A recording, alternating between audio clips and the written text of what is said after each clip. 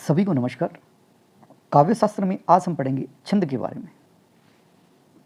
छंद की परिभाषा देखिए, जिस काव्य रचना में वर्णों या मात्राओं की संख्या निश्चित हो, यानी जिस काव्य रचना में वर्ण और मात्राएं उसकी संख्या क्या हो, निश्चित हो, और साथ में क्या हो, उसमें यति हो, गति हो, लय हो, तुक हो, चरण हो, उसकी एक निश्चित व्यवस्था होती है, उसे बोला जाता है छंद।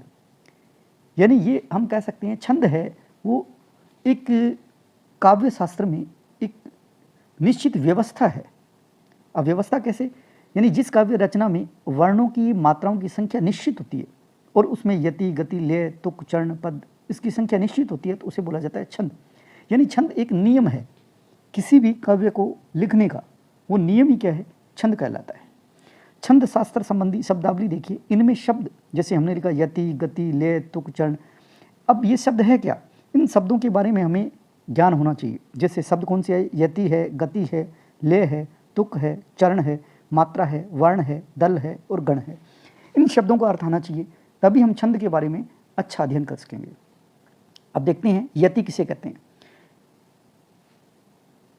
यति देखिए, छंद वाचन के समय निश्चित स्थान पर लिया गया विश्राम या ठहराव क्या कहलाता है, यति कहलाता है। यानी कोई काव्य को पढ़ेंगे ना, जिस स्थान पर रुकेंगे तो वो रुकना ही क्या है, यति है। अर्थात काव्य पंक्ति पढ़ते समय रुकने हेतु जिस चिन्ह का प्रयोग किया जाता है उसे यति कहते हैं। उदाहरण, प्रिय पति वह मेरा, रुके हम, मेरा प्राण प्यारा कहाँ है। जहाँ रुके हैं ना, ये जो कोमा लगाया है, जहाँ हम रुके हैं, विराम लिया है, ठहराव लिए, वो ठहराव क्या है, यति है। दुख जल निधि डूबी का सहारा कहाँ है, यहाँ रुके हैं बीच में, तो ये रुकना क्या है, ठहराव लेना क्या है, यति है।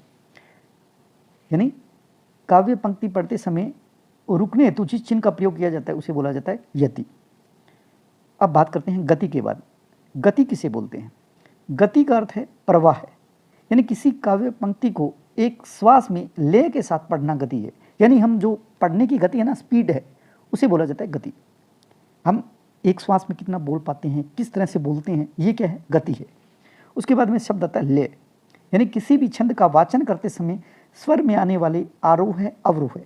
यानी एक बार हम कई बार धीरे बोलते हैं, फिर एक बार स्पीड से बोलते हैं या तेज आवाज में बोलते हैं, तो वो क्या है, लय है, गति कहा जाता है। यानी आरोह है, अवरोह को गति कहा जाता है। कहीं कहीं गति को ही हम क्या कहते हैं, लय कहा जाता है। यानी गति है उसको ही बोला जाता है लय। स्वरों के आरोह है, अवरोह का लय कहते हैं। यानी आरोह है जहाँ रुकते हैं या हम स्पीड से बोलते हैं, ये क्या है, लय कहा जाता है। लय मुक्त छंद के लिए सबसे ज़्यादा लय, जो लय मुक्त छंद है ना, मुक्त छंद के लिए लय ना, वो सबसे ज़्यादा जरूरी है। यानी हम देखो, गति है वो तो है स्पीड, और लय होता है कहीं हम रुक रहे हैं, कहीं हम तेज आवाज़ में बात कर रहे हैं, कभी हम धीरे बोलते हैं, तो वो क्या है, लय है। उसके बाद में चौथा शब्द है तुक। अब देखिए तुक है क्या, छंद के चरणों में यदि समान ध्वनियों का प्रयोग होता है, एक जैसी ध्वनियां हो ना, उसे बोला जाता है तुक। अथवा चरणों के अंत में एक समान मात्रा भी हो सकती है और वर्णों की आवृत्ति भी हो सकती है। यानी जो मात्राएं और वर्ण एक जैसे हो अंत में, तो उसे बोला जाता है तुक। उदाहरण देखते हैं, सब जग तासु नींद भरी, संत न आवे नींद, काल खड़ा सिर ऊपरे जो तरणी आयो बींद। अब देखिए, नींद, बींद, सींद ऐसे शब्द आए ना अंत में, तो उसे बोला जाता है तुक। जैसे उदाहरण एक और लेते हैं, मछली जल की रानी है, अंत मैंने शब्द लिखा, मछली जल की रानी है, रानी है, जीवन उसका पानी है। अब देखो, रानी, पानी ऐसे शब्द है ना, जो इसमें भी देखिए स्वर है, नी, ई की मात्रा है वो बड़ी है, इसमें भी नी की ई की मात्रा बड़ी है, तो ये एक जैसे। वर्ण की बात करें तो न है, इसमें भी न है, तो ये जो एक जैसे यार अंत में समान मात्रा हो या वर्णों की आवृत्ति हो, तो उसे बोला जाता है तुक। और तुक से क्या है, कोई कविता बनती है। अब उसके बाद में शब्द पढ़ते हैं पद। पद को बोला जाता है चरण भी बोल सकते हैं। सामान्यतः प्रत्येक छंद में 4 चरण होते हैं। लगभग क्या है, हमने जो भी चाहे दोहा पढ़े चाहे सोरठा पढ़े, तो उसमें क्या है, लगभग 4 चरण होते हैं। इस तरह से एक चरण यहाँ होता लिखा होता है, फिर आगे लिखा होता है, फिर तीसरा, फिर चौथा, इस तरह 4 चरण होते हैं। किसी भी छंद का चतुर्थांश यानी चौथाई भाग कहलाती है, जिसके लिए छंद शास्त्र में चरण शब्द का प्रयोग किया जाता है। तो इसे ही बोलते हैं क्या, चरण बोलते हैं। ये जो हमने 4 लाइनें लिखी है, जो एक एक लाइन है उसे बोला जाता है चरण। चरण को ही पद कहते हैं। ये जो पद है, चरण है, ये क्या है, कोई भी हमने चाहे दोहा लिखा, सोरठा लिखा, उसके 4 चरण होते हैं। सामान्यतः 4 होते हैं, ऐसे तो 6 वाले भी होते हैं। तो जो सामान्यतः मैंने कहा है उसमें 4 चरण होते हैं ना, इन चरणों को पद भी कहा जाता है। उसके बाद में दल देखिए, दल किसे कहते हैं? किसी भी छंद को लिखते समय एक ही पंक्ति में एक से अधिक चरण लिख दिए जाते हैं तो उस संपूर्ण पंक्ति को दल कहा जाता है। जैसे हमने पहले बात की कि हमने इस तरह से 4 चरण लिखे, जैसे दोहा है, सोरठा है। अब हम बात करते हैं कि एक ही पंक्ति में ये चारों चरण लिख दें, जैसे इस एक पंक्ति में चारों चरण आ गए तो वो क्या कहलाएगा? दल कहलाएगा। जैसे हंस बगुला एक से, रहत सरोवर माही, बगुला ढूंढत माछरी, हंसा मोती खाही, यानी ये पूरी लाइन में ना 4 चरण है, तो ये कहलाता है दल। अब बात करते हैं मात्रा। मात्रा देखो, मात्रिक छंद है, उसके लिए पहले तो मात्रा शब्द है उसका अर्थ आना चाहिए हमें, फिर मात्राएं गिननी आनी चाहिए, मात्राएं होती कितनी प्रकार की, इस तरह से हमें मात्रा के बारे में पता होना चाहिए। किसी भी वर्ण के उच्चारण में, कोई भी वर्ण लिखा हुआ है उसके उच्चारण में लगा समय है वो मात्रा कहलाता है। यानी किसी भी वर्ण को हम उच्चारण करते हैं, उस उच्चारण में लगता हुआ समय है, जो समय लगता है उसे बोला जाता है मात्रा। छंद शास्त्र में मात्राएं 2 प्रकार की होती है। कौन कौन सी? एक तो है लघु मात्रा, दूसरी है गुरु मात्रा। अब लघु मात्रा के लिए जो खड़ी पाई का प्रयोग करते हैं, इस तरह से लिखते हैं, इस तरह से, ये मैंने लिखा 1, खड़ी पाई, इस तरह से 1 लिखें तो लघु मात्रा है। और इस तरह का एस जैसा लिखें उसे बोला जाता है वक्र रेखा, उसे बोला जाता है 2, यानी इसमें 2 मात्राएं हैं। यानी 1 मात्रा के लिए इस तरह का प्रयोग करेंगे और 2 मात्रा के लिए इस चिन्ह का प्रयोग करेंगे। छंद शास्त्र में मात्राएं 2 प्रकार की होती है। अभी हमने बात की कौन सी? एक तो लघु मात्रा जो खड़ी पाई 1 वाला, और गुरु मात्रा जो ऐसा आकार जैसा, वक्र रेखा जैसा। मात्रा निर्धारण नियम देखिए, मात्रा को गिने कैसे? मात्रा निर्धारण नियम देखिए, सामान्य नियम क्या है? मात्राएं सदैव स्वर और स्वर युक्त वर्णों पर अंकित की जाती है, व्यंजन वर्णों पर नहीं। देखिए पहले हम बात करते हैं कि मात्राएं है ना स्वर की होती है। जैसे स्वर है ए, आ, छोटा ई, बड़ा ई, ओ, औ और ई ऋषि, फिर आई, आए, औ, औ।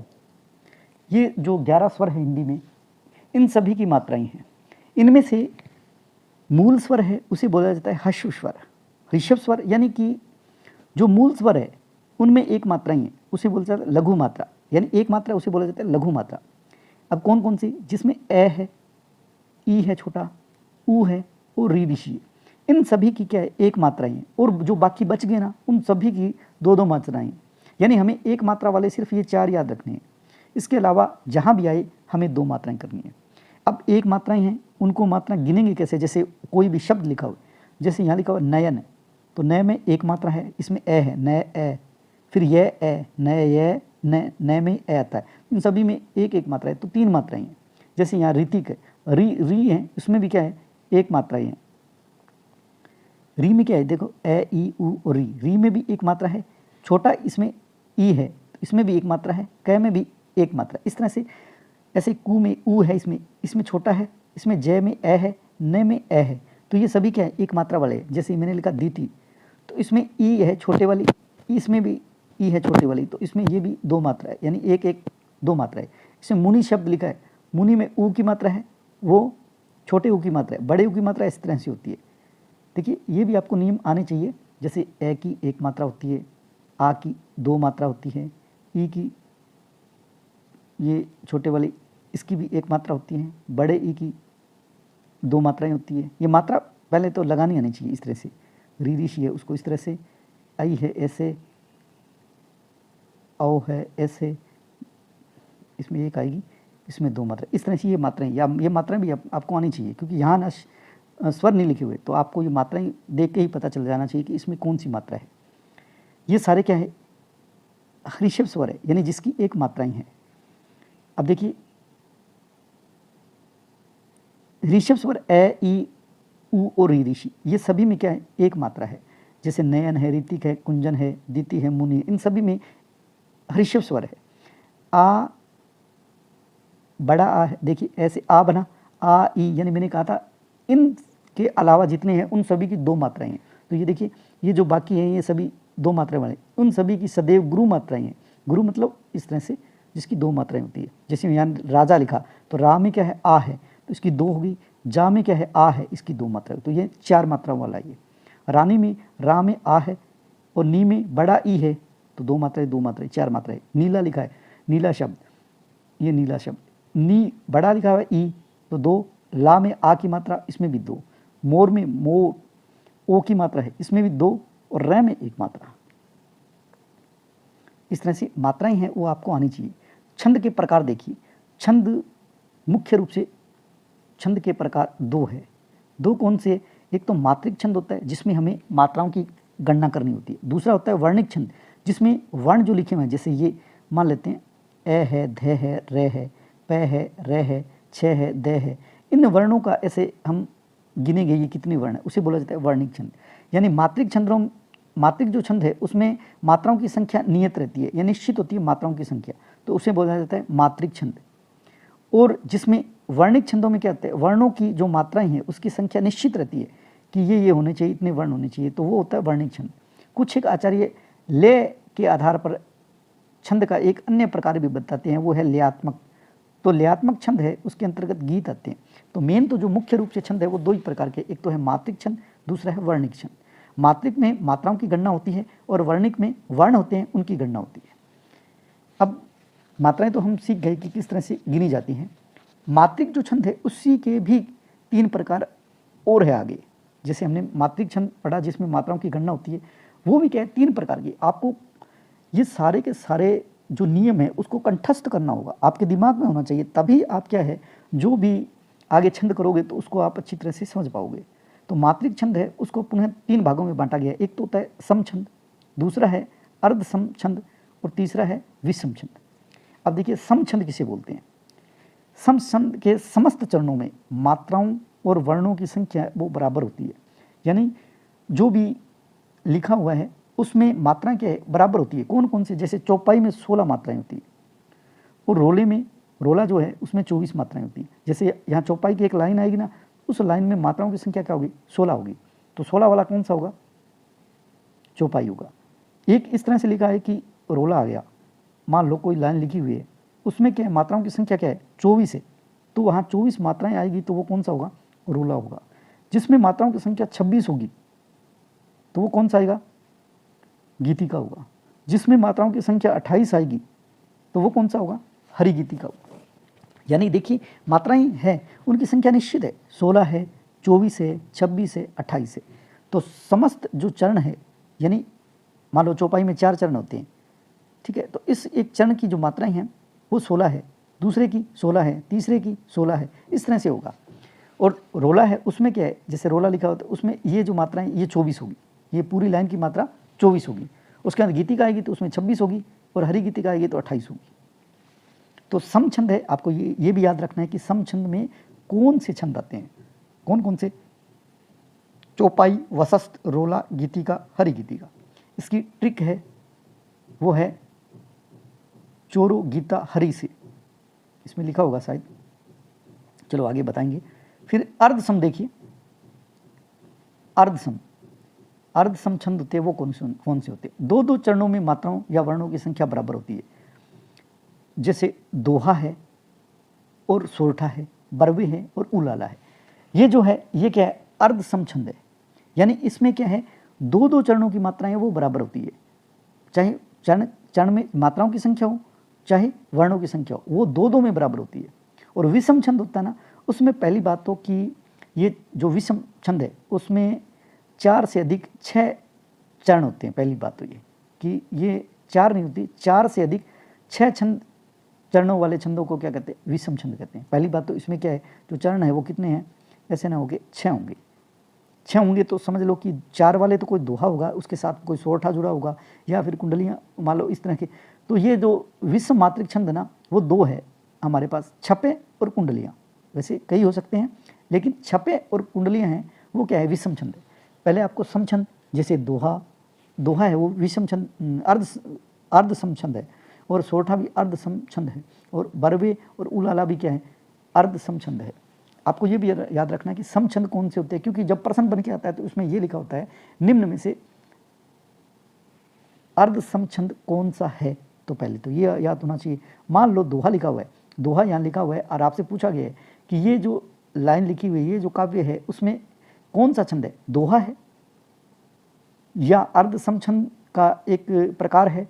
इस तरह से तो ये अर्ध सम छंद भी है, दोहा भी है। इस तरह से 4 जो ऑप्शन आते हैं उसमें से एक गलत होता है। तो ये भी ध्यान रखें, आपको पहले सम छंद के बारे में आना चाहिए, फिर अर्ध सम छंद के बारे में आना चाहिए, और वो कौन से ये भी आना चाहिए। विषम छंद कौन से होते हैं, छप्पे और कुंडलियाँ। अब बात करते हैं वर्णिक छंद, जहाँ वर्णों की गिनती होती है, यानी जिन छंदों में वर्णों की गिनती हो वहाँ के वर्णिक छंद होते हैं। यानी हमें इनमें जो मात्राएं हैं, मात्राओं की गणना नहीं करनी, इसमें वर्णों की गणना करनी होती है। वर्णिक छंद भी 2 प्रकार के होते हैं, एक तो है गणबद्ध और एक है मुक्तक छंद। तो देखिए गणबद्ध किसे कहते हैं, गणबद्ध छंदों में वर्ण के साथ गण भी होते हैं। यानी जैसे हम मान लो ये इंद्र वज्र है और वसस्त है, द्रुत विलंबित है, मंदाक्रांत है, स्वैया है, ये सभी क्या है, वर्णिक छंद है। तो देखिए इनमें से हम कैसे ज्ञात करें कि ये गणबद्ध है या मुक्तक है। तो गणबद्ध छंद होते हैं उसमें वर्ण के साथ साथ गण भी होते हैं। एक तो वर्ण होता है और साथ में क्या होता है, गण भी होता है। दोनों की संख्या नियत रहती है। जैसे इंद्र वज्रा वसस्त द्रुत विलंबित मंदाक्रांता और स्वैया। अब ये हमें पता है कि गणबद्ध में पहली बात तो वर्णिक है, उसमें वर्ण ज्ञात करेंगे। तो इंद्र वज्रा में कितने होते हैं, 11 वर्ण होते हैं। वसस्त में 12 वर्ण होती है, और द्रुत विलंबित में 12 वर्ण होते हैं, और मंदाक्रांता में 17 वर्ण होते हैं, और स्वैया जिसमें 22 से 26 वर्ण होते हैं वो स्वैया होता है। तो पहली बात तो यहाँ गणों जो गण हैं, पहली बात हम वर्ण है, वर्णों की गणना कर रहे हैं, तो ये वर्णिक तो छंद है तो है ही, साथ में गण की भी गणना की जाती है। अब गण कैसे, पहले एक सूत्र आपको पता होना चाहिए। जैसे एक सूत्र है, ये माता राज भान सलगा, इस तरह से ये सूत्र है, ये भी आपको याद रखना है। यह माता राज भान सलगा, यानी इसमें गण है 8। जैसे यह लगाए तो इसके आगे हम गण लगाएंगे, यगण, फिर मैं बोलेंगे तो साथ में गण लगाएंगे, मगण, फिर तगण, फिर रगण, फिर जगण, फिर मगण, फिर नगण, फिर सगण। ये 2 लास्ट वाले हैं उसको नहीं बोला जाता, लगन गगन नहीं कहेंगे। ये जो 2 लास्ट वाले ये क्या है, गण है। तो जब हम बात करें कि यगण बोलें तो इसका मतलब हो गया, ये यगण बोलेंगे ना तो ये 3 हमें काउंट करने हैं, और 3 काउंट करेंगे शब्द। तो उसमें पहला तो 1 मात्रा वाला है, दूसरा जिसमें 2 मात्राएं हैं, तीसरा जिसमें 3 मात्राएं हैं। यानी हम बात करें कि द्रुत विलंबित, तो द्रुत विलंबित 12 वर्ण है। पहले तो हम एक लाइन देखेंगे जिसमें 12 वर्ण होते हैं, वो द्रुत विलंबित है। लेकिन 12 वर्ण तो द्रुत विलंबित भी है और वसस्त भी है। तो फिर हमें क्या पता चलेगा कि ये वर्णिक द्रुत विलंबित है या वसस्त है। तो उसके लिए देखिए द्रुत विलंबित है, उसमें 12 वर्ण भी होते हैं, और क्या होता है, नभ भरा होता है, नभ भरा, यानी ये गण है। पहले आएगा नगण, फिर भगण, फिर भगण, फिर रगण। यानी हम बात करें नगण की, तो नगण में देखिए न ग ण, तो इसमें क्या है, एक पहला शब्द जो आएगा नगण, तो उसमें 1 मात्रा, फिर 1 मात्रा, फिर 1 मात्रा। तो ऐसे 1-1 मात्रा वाला क्या है, वहाँ वर्णिक छंद होगा। फिर भगण आएगा, तो भगण यहाँ से देखेंगे भय में क्या है, इसमें पहले 2 मात्रा वाला आएगा, भय ग ण, फिर पहले 2, फिर 1-1, इस तरह से हम काउंट करेंगे। तो इस तरह से हम जिन चीज़ों को सीखेंगे तो वो क्या है, वर्णिक छंद है। तो ये गणबद्ध है, उसमें वर्ण के साथ साथ में हमें गण भी गिनने हैं। तो गणबद्ध में क्या करेंगे, वर्ण के साथ हमें गण है उनकी गणना भी करनी पड़ेगी। तो वहाँ क्या आएगा, गणबद्ध छंद आएगा। यानी गणबद्ध छंद कौन से हैं ये भी आपको याद रखना है। इंद्र वज्र जिसमें 11 वर्ण है, वो साथ साथ में इसमें गण भी आएंगे। जैसे हमने बात की द्रुत विलंबित की, तो इसमें 12 वर्ण भी है, और नगण भगण भगण रगण भी होता है।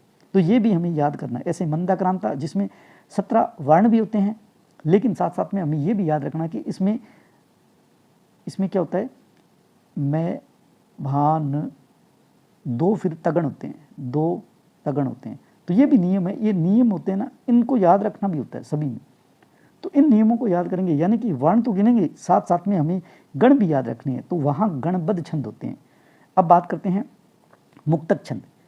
देखिए मुक्तक छंद क्या होता है, मुक्तक छंद होते हैं उनमें केवल वर्णों की संख्या निहित रहती है। हम जैसे वर्ण अभी गिन रहे थे ना, जैसे अभी हमने बात की द्रुत विलंबित में, जिसमें हमने 12 वर्ण गिने ऐसे ऐसे लिख के, वो 12। उसके बाद हमने गणों की संख्या भी निश्चित ज्ञात की उसमें नभ भरा होता है, लेकिन इसमें कुछ नहीं होता। मुक्तक छंद में क्या होता है, केवल वर्णों की संख्या निहित रहती है, गणों अथवा लघु गुरु का कोई नियम नहीं होता। जैसे मन हरण कवित, जैसे ये कवित है ना, उसमें कवित में क्या होता है कि 31 वर्ण होते हैं, तो निश्चित है इसमें कोई गण नहीं है, 31 वर्ण है। हमें सिर्फ ये देखना है कि उसमें 31 वर्ण है क्या, 31 है, 32 वाला भी होता है, 33 वाला भी होता है, लेकिन हमें याद रखना है कि मन हरण कविता वो 31 वाला है। तो 31 जहाँ वर्ण है वहाँ क्या है, मन हरण कवित है, अनुष्टुप है, ये सभी क्या है, मुक्तक छंद है। इसके 2 उदाहरण हमारे पास है। अब इसके बाद में 2 लाइनें जो विशेष रूप से लिखी हुई है उसको भी याद करना है। 32 से कम मात्रा, जिसमें 32 से तो कम मात्राएं हो और 26 से कम वर्ण हो, तो उनको बोला जाता है साधारण छंद। छंद साधारण कहते हैं, यानी साधारण छंद होते हैं ना, वो क्या है, 32 से तो कम मात्रा वाला होता है और 26 से कम वर्ण वाला होता है, तो उनको साधारण छंद बोल सकते हैं। लेकिन ये महत्वपूर्ण है, 32 से अधिक मात्राएं हो जिसमें और 26 से अधिक वर्ण हो, जैसे हमने अभी सवैया किया था जिसमें 22 से 26 ही वर्ण थे, ये सवैया था। लेकिन इससे अगर ऊपर वर्ण होते हैं, यानी 26 से अधिक वर्ण होते हैं और 32 से अधिक मात्राएं होती है, तो उसको बोला जाता है दंडक। ये विशेष तौर पर ध्यान दें। कौन सी बात, 32 से अधिक मात्रा के और 26 से अधिक वर्णों के छंद को क्या बोलते हैं, दंडक कहते हैं। ये आपको याद करना है, ये छंद की महत्वपूर्ण विशेषता थी। अब आज जो वीडियो बना रहे इसमें सिर्फ हम बात कर रहे हैं कि मात्रिक छंद कौन से होते हैं और हमें याद कैसे करना है। अब छंदों के बारे में जैसे चौपाई है, रोला है, गीतिका है, हरी गीतिका है, डिटेल से तो हम नेक्स्ट वीडियो में करेंगे, लेकिन अभी हमारे पास इतना कुछ मैटर हो जाएगा जिससे हम क्या है उसको समझ पाएंगे। जो समझने की शक्ति है वो इस वीडियो में हमें पता चलेगी कि हम किस तरह से समझ सकते हैं छंद के बारे में। तो आप इनको कंठस्थ कर लेना, ये नियम है। मात्रिक छंद ना, उसके नियम देखिए। मात्रिक छंद है, मात्रिक छंद, उसमें सम मात्रिक छंद है, उसमें हमें एक तो ट्रिक याद करनी है कि उसको याद कैसे करें, क्योंकि पहले तो हमें ये भी पता होना चाहिए कौन से मात्रिक छंद है, कौन से वर्णिक है। तो पहली बात तो ये याद रखिए, चोरो गीता हरि से, ये ट्रिक है। चोरो गीता हरि से, यानी च से हमने बनाया है चौपाई, चोरो, रो से मैंने बनाया है रोला, और गी से बनाया है गीतिका, और हरि से बनाया है हरि गीतिका। गीता यानी गीतिका, हरि मतलब हरि गीतिका। ये आपको याद रखने की, ये सम मात्रिक छंद है। सम मात्रिक छंद की ट्रिक है चोरो गीता हरि से, यानी चौपाई जिसमें 16 मात्राएं होती है, तुक पहले चरण में ही और दूसरे चरण के साथ, यानी पहला चरण है उसके साथ में तुक बंदी है, यहाँ तुक है फिर यहाँ तुक है। तीसरे चरण का जो तुक है वो चौथे चरण के साथ में होता है, ये होता है चौपाई में 16 मात्राएं हुई। अब चौपाई कौन सी होती है ये कल वाले वीडियो में हम देखेंगे, लेकिन एक बार हमें समझने के लिए सिर्फ इतना याद रखें, चौपाई में क्या होता है, 16 मात्राएं होती है। चौपाई में कितनी, 16 मात्राएं होती है।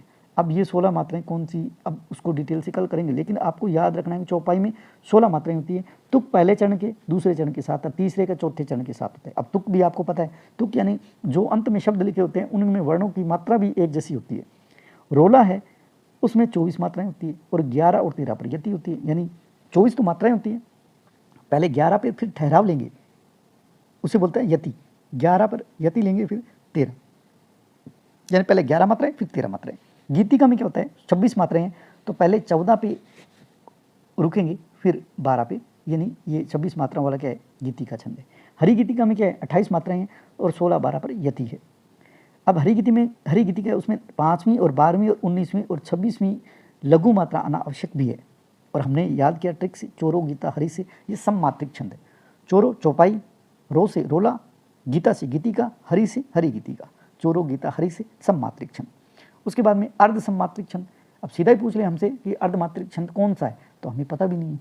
तो इसको याद करने के लिए एक पहली बार तो ट्रिक देखिए, दोष उबार, दोष उबार, यानी दो से दोहा, से सोठा, ऊ से उलाला और बै से बरवी।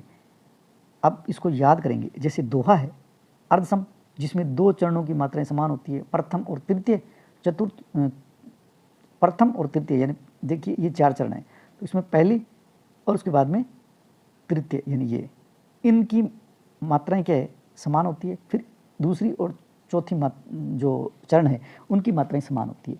तो ये क्या है, अर्ध सम मात्रिक छंद है। सममात्रिक में क्या हमने ऐसे पढ़ा था, इनमें सभी मात्राएं समान थी। यहाँ क्या है, 4 चरण हैं, इन 4 चरणों में पहले की तीसरे के साथ में और दूसरे के चौथे के, इनकी मात्राएं समान होती है। तो देखिए दोहा में क्या होते हैं, 24 मात्राएं, 13 11 प्रयति है। तुक सम चरणों में तो सम देखिए ये पहला है और ये दूसरा है, ये तीसरा है, ये चौथा है। तो सम कौन से होते हैं, 2 की संख्या सम होती है, चौथी संख्या सम होती है। तो इन दोनों में क्या होता है, देखिए तुक सम चरणों होता है, उनमें ये जो चरण है अंतिम, उन चरणों में क्या होता है, तुक होते हैं और दूसरे चौथे के अंत में लघु वर्ण होता है। एक तो गुरु होता है, एक लघु, लघु मतलब बड़ा, जो ऐसा आकार का ये वर्ण होता है। अब बात करते हैं सोरठा में। सोरठा में 24 मात्राएं होती है, 11 और 13 प्रयति होती है। तुक विषम चरणों में होता है। उलाला उसमें 28 मात्राएं होती है, आपको याद करना है। उलाला में 28, 15 और 13 प्रयति, और बरबे में 19 मात्राएं, 12 और 7 प्रयति। और उसकी ट्रिक है 2 सुबार, 2 से दोहा, से सोरठा, ऊ से उलाला और बै से बरबे। 2 उबार अर्ध सम मात्रिक छंद, जिसमें जो 2 चरणों की मात्राएं समान होती है, प्रथम की तृतीय और दूसरी और चौथी। अब बात करते हैं विषम मात्रिक छंद। विषम जिसमें आप समझ गए होंगे, ना तो सम होते हैं और ना अर्धसम, दोनों को मिला दिया जाता है तो विषम मात्रिक छंद बोला जाता है। तो देखिए विषम मात्रिक छंद में 4 से अधिक 6 चरणों वाले यानी षटपद वाले छंदों को क्या बोला जाता है, विषम छंद बोला जाता है। और विषम छंद में 2 तरह के छंद हमारे पास है, एक तो छपे और एक है कुंडलियाँ। छपे के याद करने के लिए एक ट्रिक है हमारे पास, वो है छरू। जब भी छपे याद आए तो आप बोलोगे, छपे का नाम लेते ही 6 से छपे, रो से रोला और ऊ से उलाला। यानी छपे में क्या है, रोला है और उलाला है, रोला है और उलाला है। देखिए रोला और उलाला से बन के क्या बना है, छपे बना है। छपे में क्या है, रोला और उलाला। अब रोला का हमें पता है, हम पढ़ के आए हैं पीछे कि 24 मात्राएं हैं और 11 और 13 प्रयति है। और उलाला भी हम पढ़ के आए हैं, 28 मात्राएं हैं जिसमें 15 और 13 प्रयति है। तो इन दोनों से मिलके क्या बनता है, छपे बनता है। तो 6 रो, छपे में क्या, रोला और उलाला है। फिर बात करते हैं कुंडलियाँ। अब जब भी हम कुंडलियाँ नाम सुना होगा, तो कुंडलियाँ में क्या है, जैसे भी ऐसे हम बात करें, ऐसे ये कुंडली सी है, इसको देखते हैं तो हमें क्या है, एक दौरा सा आने लग जाता है कि पता नहीं क्या है, इसका जगह का एंड कहाँ है, ऐसे दौरा सा आने लग जाता है। तो हम इसको बोल सकते हैं कुंडलियाँ में क्या है, हमें दौरा आता है। इस तरह का देखते हैं तो हमें क्या होता है, दौरा आता है। तो कुंडलियाँ में क्या है, दौरा है, यानी दोहा है और रोला है। दोहा है और रोला है, वो क्या है, कुंडलियाँ। जिसमें दोहा हो और रोला हो तो वहाँ क्या है, कुंडलिया छंद है। देखिए कुंडलिया छंद है, दोहा और रोला से बना है। अब दोहा का हमें पीछे पढ़ के आए हैं, जिसमें 24 मात्राएं, 13 और 11 प्रयति है। और रोले में भी 24 मात्राएं लेकिन 11 और 13 प्रयति है। अब दोहे का जो प्रथम शब्द है और रोले का अंतिम शब्द भी वही होता है। यानी जब हम कुंडलियाँ पढ़ेंगे जिसमें हम दोहे से शुरुआत करते हैं, मान लो यहाँ कुंडलियाँ जिसमें क्या है, ऐसे 6 चरण है, ठीक है। तो पहला जो दोहे का शब्द ना, वो रोले का अंतिम शब्द होता है, और रोला जो यहाँ अंतिम हुआ वही अंतिम शब्द, यानी जहाँ से शुरू करेंगे ना वही शब्द क्या है, अंतिम होगा। दोहे का प्रथम, रोले का अंतिम शब्द एक जैसा होगा। अब हमने सिर्फ यहाँ नियमों की बात की है, इसमें पढ़े नहीं है हमने, पढ़ेंगे हम डिटेल से नेक्स्ट वीडियो में। अगर हमारा ये वीडियो आपको अच्छा लगा हो ना, तो पहली बार आप ये ज़रूर करें कि इस हमारे चैनल को पहले तो सब्सक्राइब करें, और जितने भी वीडियो बनते हैं ताकि वो आपके पास पहुंच जाए। तो हमारा वीडियो आपको अच्छा लगे तो लाइक, कमेंट, शेयर ज़रूर करें। नेक्स्ट वीडियो में डिटेल से इसको जो दोहा है, सोरठा है या मात्रिक छंद है, वर्णिक छंद है, उसको विस्तार से करवाएंगे। तब तक के लिए स्वस्थ रहें, मस्त रहें। जय हिंद, जय भारत।